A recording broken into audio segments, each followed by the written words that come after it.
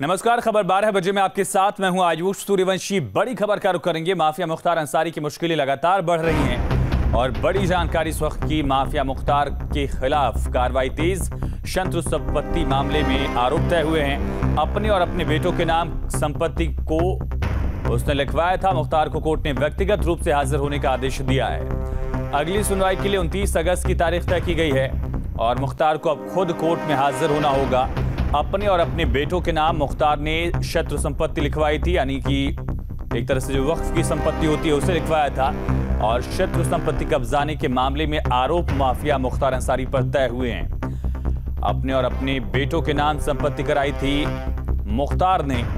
अब शिकंजा कसा जा रहा है। मुख्तार को कोर्ट में व्यक्तिगत रूप से हाजिर होने का आदेश दिया गया है। 29 अगस्त को अगली सुनवाई होगी और मुख्तार को पेश होना पड़ेगा।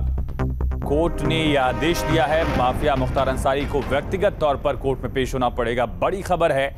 माफिया मुख्तार अंसारी की मुश्किलें लगातार बढ़ी हैं। हाल के दिनों में हमने देखा कि कई करोड़ की संपत्तियां हादसा अंसारी, मुख्तार अंसारी, अब्बास अंसारी से जुड़ी थी। जो उन सभी संपत्तियों को जब्त करने की कार्रवाई और तेज की गई है। अगस्त महीने में भी कुछ इस तरह की कार्रवाइयां हुई हैं और अब एक और मामला जिसकी वजह से मुख्तार की मुश्किलें और ज्यादा बढ़ गई हैं। शिकंजा लगातार कसता जा रहा है।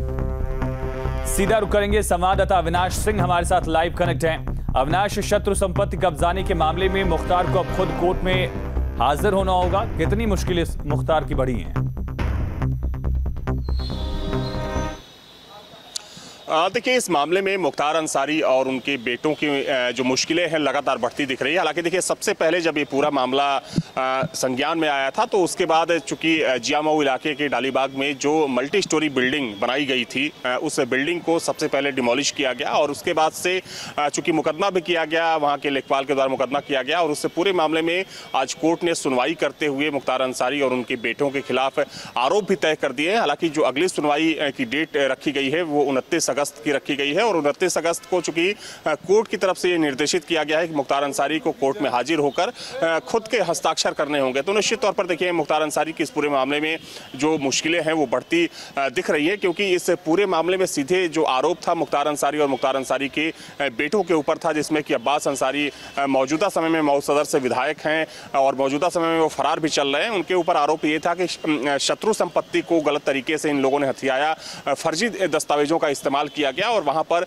बिल्डिंग खड़ी की गई। हालांकि जब इसकी पूरी शिकायत प्रशासन स्तर पर हुई उसके बाद लखनऊ विकास प्राधिकरण की तरफ से वहां बुलडोजर चलाया गया और जो भी वहां पर निर्माण कार्य कराया गया था उसको डिमोलिश कर दिया गया। उसके बाद मुकदमा दर्ज किया गया, मुकदमे की सुनवाई हुई और आज इस पूरे मामले में कोर्ट ने आरोप तय कर दिए हैं। हालांकि अगली जो सुनवाई है 29 अगस्त को होगी, लेकिन महत्वपूर्ण बात यह है कि कोर्ट ने निर्देशित किया है कि मुख्तार अंसारी को कोर्ट में हाजिर होकर खुद का हस्ताक्षर कराना होगा। अविनाश, मुख्तार के अलावा क्या और भी कोई आरोपी बनाया गया, क्योंकि उसके और परिवार के लोगों के नाम भी संपत्ति दर्ज कराई गई थी? कौन कौन से आरोपी हैं? और 29 तारीख को अगर मुख्तार को पेश होना है कोर्ट में तो ये कितनी बड़ी चुनौती प्रशासन के लिए भी होगी? देखिए, जो जिस शत्रु संपत्ति का मामला है, दरअसल ये शत्रु संपत्ति मुख्तार के दोनों बेटों उमर अंसारी और अब्बास अंसारी के नाम से थी। अब्बास अंसारी जो कि सुभाषपा से विधायक हैं मऊ सदर से, चूंकि मऊ से पहले मुख्तार अंसारी चुनाव लड़ते थे लेकिन इस बार वहां से अब्बास अंसारी चुनाव लड़े और जीत गए।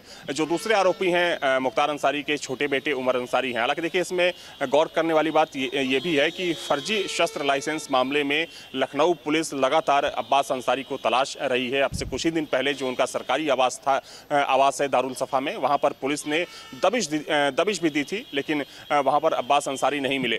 लेकिन जिस तरीके से अब इस पूरे मामले में आरोप तय किए गए हैं, निश्चित तौर पर कह सकते हैं कि चूंकि ये जो मामला है बड़ा हो चुका है और इस मामले में मुख्तार अंसारी और उनके दोनों बेटों की मुश्किलें बढ़ सकती है। क्योंकि देखिए, सीधे आरोप मुख्तार अंसारी और उनके बेटों के ऊपर है कि गलत तरीके से फर्जीवाड़ा करके फर्जी दस्तावेज तैयार किए गए और उस दस्तावेज के आधार पर जो जमीन है इनके नाम की गई और उस जमीन पर अवैध निर्माण कराया गया। हालांकि उस अवैध निर्माण को शिकायत होने पर उसको डिमोलिश कर दिया गया। लेकिन निश्चित तौर पर कह सकते हैं कि मुख्तार अंसारी को कोर्ट में हाजिर होकर हस्ताक्षर करने होंगे और जिस तरीके से इस पूरे मामले में कार्रवाई हुई है और कोर्ट ने जिस तरीके से आरोप तय किए हैं उसके बाद निश्चित तौर पर मुख्तार अंसारी और उनके परिवार की मुश्किलें और ज्यादा बढ़ती हुई नजर आ रही हैं। अविनाश, तमाम जानकारी के लिए बहुत शुक्रिया।